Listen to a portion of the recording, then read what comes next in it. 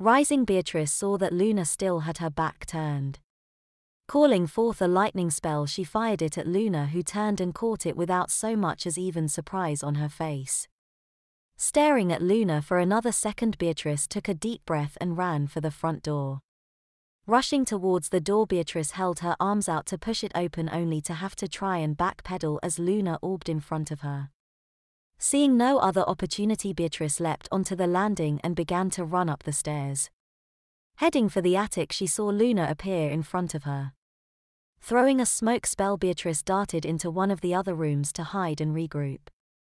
"Oh, come now, child, I have the power of 3. Luna mocked. "I can find you anywhere." She laughed as she orbed into the same room that Beatrice was hiding in. "And I find you here," she snorted. Beatrice looked around. She was in the boys' nursery. The child's bed along one wall, the changing table along the other, with the crib in the middle of the room and toys strewn around the floor. Beatrice looked for something that could be helpful but found nothing.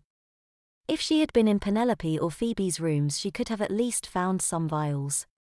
Turning to run again, Beatrice found herself frozen by a thrust of the wand. Inside, the crystal Piper's face winced as her power was again forcibly channeled from her. "And where do you think you're going?" Luna mocked. "You're in your room now." She gestured around. "All it needs is a little modification." Luna spun the wand and Beatrice felt the sisters' powers being drawn from them.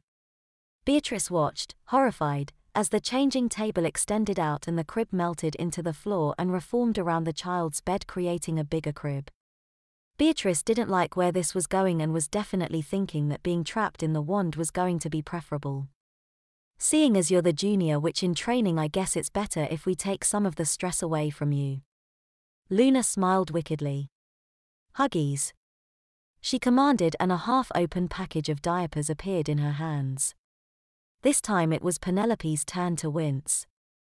Setting the package of unisex cruisers on the floor, Luna spun the wand again and the package seemed to swell outwards. "Pants," Luna commanded, and Beatrice found her pants had reappeared in Luna's hands. "Panties," Luna continued unrelentlessly, and Beatrice found herself naked from the waist down. Finally, Luna pointed the tip of the wand at the package of diapers, then at Beatrice. "Diaper," Luna said, stressing every syllable. Beatrice looked down disheartened. She could feel her legs being pushed outwards from the added bulk of the diaper, however she couldn't move them due to the fact that she was still frozen in place by Piper's power. The very fact that she could move her head meant, she hoped, that Luna's control over the sisters' powers was still less than absolute. "I'm sure you hope so," Luna taunted. Phoebe was wincing as Luna used her empathic abilities. "My control is not only absolute, it is unquestioned." She pointed the wand at Beatrice's midsection. "As you know, Piper could unfreeze certain body parts. Well, I can too." She could also make molecules force themselves apart and expand, which she usually used to blow up demons. "Well, as I don't want to blow up my junior witch in training, I have just unfrozen your digestive tract and I'm expanding everything in your bowels. In fact, they should really be ready to pop by now," Luna commented. Beatrice couldn't feel anything. She was frozen. Not knowing what else to do to check, she turned her head downwards to inspect her own diaper.